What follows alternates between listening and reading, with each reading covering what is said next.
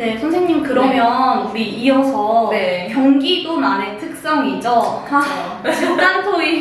집단 토의가 있어요, 선생님. 저 집단 토의에 대해서 궁금하실 분들이 진짜 많을 것 같아요. 왜냐면 생긴 지도 얼마 안 됐고 경기도만의 특성이라서 집단 토의에 관해서 저희가 한번 짧게 이야기해보면 좋을 것 같아요.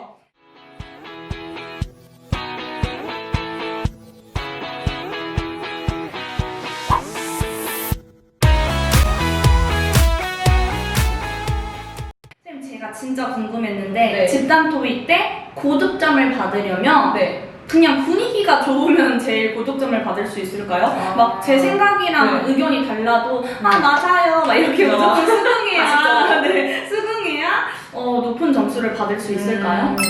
근데 사실 이게 그 집단 토의의 그런 목적이요. 사실 의사소통 능력과 문제 해결 능력을 이제 보는 것이 굉장히 평가에 중요한 요소거든요. 그렇기 때문에 의사소통 능력이라는 게 이제 상대방의 말을 잘 경청하는 것도 물론이죠. 그렇지만 자신의 의견을 잘 피력을 하는 것도 의사소통 능력 중에 일부이고요. 그다음에 또 문제 해결 능력이라는 것은 다른 사람들과 이제 협력을 통해서 어떤 해결책을 도출해내는 과정이잖아요. 그렇기 때문에 이 해결을 하기 위해서는 당연히 중심을 잃지 않고 일정한 방향으로 가야 되는, 한마디로 배가 산으로 가지 않아야 되는 게 맞고요. 그리고 의사소통 능력에서 자신의 의견을 잘 표현하는 게 중요하기 때문에 타인의 의견이 자신의 의견과 맞지 않다고 한다면 그거를 수용하기보다는 적절한 방식, 부드러운 방식을 통해서 자신의 의견을 피력을 할 수 있는 그런 것을 보여야 된다는 생각이 들거든요. 맞아요. 선생님 저도 너무 공감하는 게 사실 제가 집단 토의를 했을 때 그 시험을 봤을 때요 막 주제에 관해서 이야기를 하고 있었는데 갑자기 옆에 선생님께서 준비를 하셨나봐요. 갑자기 시책을 막 언급하시는 거예요. 주제와 전혀 다른데. 저 그분 말씀이 딱 끝나고 나서 저희 팀이 한 5초 동안 정적이 흘렀어요.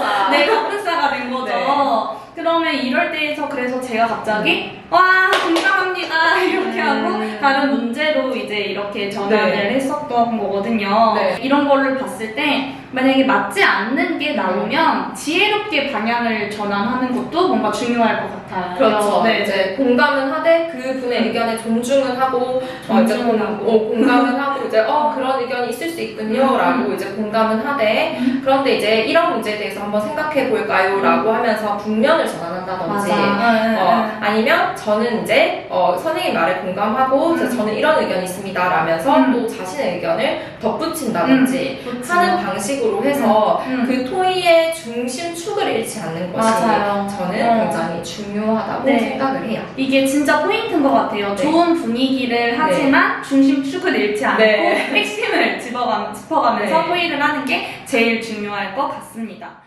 선생님 근데 저 때는 이런 말이 있었어요. 집단 토의 때 사회자 역할을 해야지만 고득점을 받을 수 있다라는 거예요. 진짜 사회자를 해야 될까요? 소심하면 어떡하죠?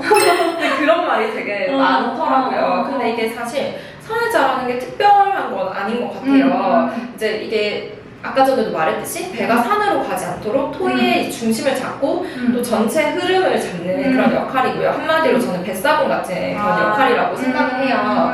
그리고 또 이게 주제가 또 여러 개일 경우에는 적절히 시간을 분배해서 이 주제에 너무 몰빵하지 않도록 관리하는 게 중요하기 때문에 이런 화제를 전환하는 그런 이제 전반적인 것들을 사회자라고 하는 것 같은데요. 근데 이제 이게 주도적으로 사회자를 하려고 하면 정말 고도로 잘 하셔야 돼요. 노련해야 돼요. 연습할 때 훈련도 잘 돼 있고 이런 고도로 노련한 것이 필요하기 때문에 이제 자신이 있으면은 이제 그런 관리를 하고 또 토론의 중심을 잡는 게 당연히 좋은 인상을 줄 수 있죠. 그게 좋지만 사실 또 아닌 경우가 있죠. 오히려 욕심을 내는 과정에서 감점의 요소를 만들어 버릴 수가 있을 것 같아요. 만약에 내가 뭐 말을 잘하고 노련하다 이러면은 문제가 없지만 내가 이런 거에 자신이 없는데 고득점을 받고 싶어서 막 이거를 시도하다 보면은 오히려 감점 요소가 생기지 않을까 그쵸. 진짜 생각을 해요. 그냥 오히려 자연스럽게 대화에 잘 참여해가지고 본인의 생각을 잘 피력해서 말씀해주신 의사소통 능력을 보여주는 것이 가장 좋지 않을까라고 생각을 합니다. 그러니까 좋은 모습을 보이는 것도 좋지만 더 중요한 건 저는 감점을 안 받는 게 훨씬 더 좋은 요소라고 생각을 하거든요. 네. 그래서 감점 요소가 만들지 않도록 이거에 더 집중하고 자기의 장점이 무엇인지를 생각해서 지혜롭게 선택하시면 될 것 같습니다. 그리고 하나만 덧붙이자면 이게 사회자가 사실 한 명이어야 될 필요는 없는 것 같아요. 그쵸. 와, 맞아요. 다른 발상이 전환인 것 같아요. 이게 왜냐면 여러 명일 수도 있는 게 이게 이제 어떤 너무 한 주제에 대해서 많이 말을 했을 때 이제 이 문제에 대해서도 생각해 볼까요? 맞아. 이런 얘기는 사실 한 명만 할 수 있는 게 아니에요. 맞아요. 여러 명이 적절하게 토의의 방향을 이제 잡아갈 수 있는 부분이기 때문에 이제 너무나 강박증을 가지고 사회자 해야지 뭐 이런 식으로 생각은 굳이 안 하셔도 될 것 같아요. 완전 쌤 꿀팁인 것 같아요. 그런데 또 이런 걱정도 하시는 분들이 있을 것 같아요. 집단 토의 때 말할 거리가 떨어지면 어떡하죠? 막 다 말해버리면 어떡하죠? 다른 사람들이 혹시 이런 문제는 어떻게 해결하면 좋을까요? 근데 저도 이제 들은 얘긴데요. 그런 사례가 있었대요. 제가 시험 쳤을 때, 맨 앞에 이제 한 사람, 처음 발언을 한 사람이 그 문제에 대한 시책을 첫째, 둘째, 셋째, 넷째, 다섯째 쫙 퍼레이드로 나열을 한 거예요. 그래서 이제 뒷사람들이 할 말이 있을까? 뻥지는 이런 상황이. 근데 그게 사실 그런 경우가 없으리라는 법은 없거든요. 근데 그럴 때는 저는 사실 이 시책을 앞에 내가 말할 거를 앞 사람이 얘기했다 해서 말을 못하는 건 아니라 생각해요. 왜냐하면 시책에 대해서 의견을 덧붙이고 확장하는 것도 충분히 의견이 될 수 있는 거거든요. 제가 한번 예를 들어볼게요. 교육 공동체 대토론회라고 해서 중요하죠. 지금 요즘 학교에서 되게 효과적으로 하고 있는 부분인데 학생, 학부모, 교사라는 이 3주체가 하나의 문제에 대해서 그러니까 같이 토의를 하고 해결을 해가는 과정인데요.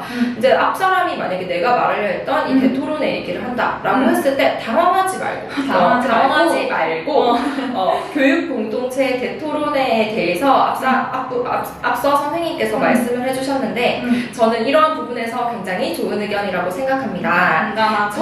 공감을 하고 그다음에 저는 이에 덧붙여서 구체적인 교육 공동체 내실화 방안에 대해서 생각해 보았습니다. 라고 하면서 저는 오픈 채팅방을 개설해서 교사방, 학생방, 학부모방으로 나눠서 개설을 해서 주제에 대해서 많은 의견을 수합하는 방식으로 민주적 절차를 거치도록 하겠습니다. 라는 방식이라든지 충분히 보충해서 말하고 또 아니면 이럴 수도 있어요. 교과와 연계해서 너무 좋은 거 그쵸. 본인의 교과와 연계를 하고 아니면은 이제 학급 운영을 할 때 교실에서 좀 더 확장시킬 수 있는 방안 등등해서 충분히 확장할 수 있는 방법이 있으니까 앞 사람이 말했다고 기죽지 말고 또 본인의 의견을 보충하고 확장하고 심화하는 방식을 충분히 구사를 하며 또 이러한 연습을 평소에 하시면 괜찮지 않을까라는 생각이 듭니다. 맞아요. 선생님 말씀을 듣다 보니까 진짜 그냥 경기도 시책을 이렇게 막 나열하는 것보다 이렇게 뭔가 나만의 것을 딱 준비해서 구체적으로 얘기하는 게 평가위원들이 봤을 때 제 평소에 이런 생각을 하나보다라고 약간 어필을 할 수가 있는 것 같아서 우리가 이런 거를 많이 연습을 하는 게 좋을 것 같습니다. 협력의 태도를 보여주면서. 그리고요, 선생님. 집단 토의를 할 때 만능 틀을 만들어라 이런 말을 너무 많이 들었어요. 만능 틀, 이런 거 꼭 만들어야 할까요? 이 만능 틀이라는 게 사실 제가 생각했을 때 기조 발언, 그다음에 자율 토의, 정리 발언 이 세 가지에 대해서 모두 만드는 거 사실 무리가 있을 것 같아요. 왜냐면 자율 토의는 주제가 너무 다양하기도 하고 하지만 기조 발언과 정리 발언은 어떻게 보면은 그 문제에 대해서 어떤 정책 방향성을 보여주는 거고 또 마무리를 하는 부분이니까 충분히 경기 정책 방향과 맞기만 하면은 미리 만들 수 있거든요. 문제를 보기 전에 미리 만들 수 있는 부분이 충분히 있어요.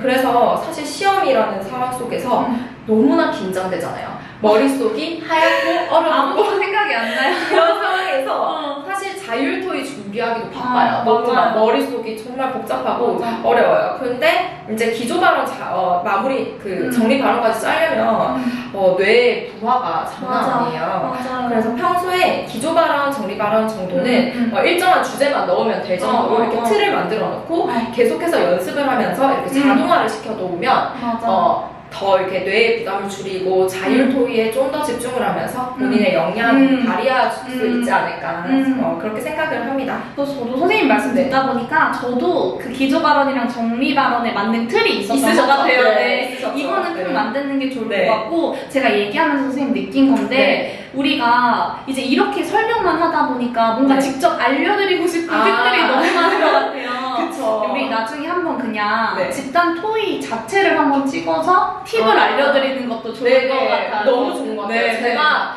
수험생 때 진짜 너무 궁금했어요. 어떻게 운영되는지. 그쵸. 시험장에서 사람들은 어떻게 할까? 너무 궁금하기 때문에 그런 궁금증을 저희가 한번 모여가지고 해보도록 하겠습니다. 기다려주세요. 네. 그러면 이거는 좀 약간 간단한 물음인데요. 네네. 자율 토의 할 때 저는 관리 번호 3번입니다, 2번입니다. 이거를 계속 언급해야 되는 건가요? 이게 사실 저도 할 때 고민이었어요. 고민돼요. 근데 이제 이거는 쉽게 해결이 되는 게요.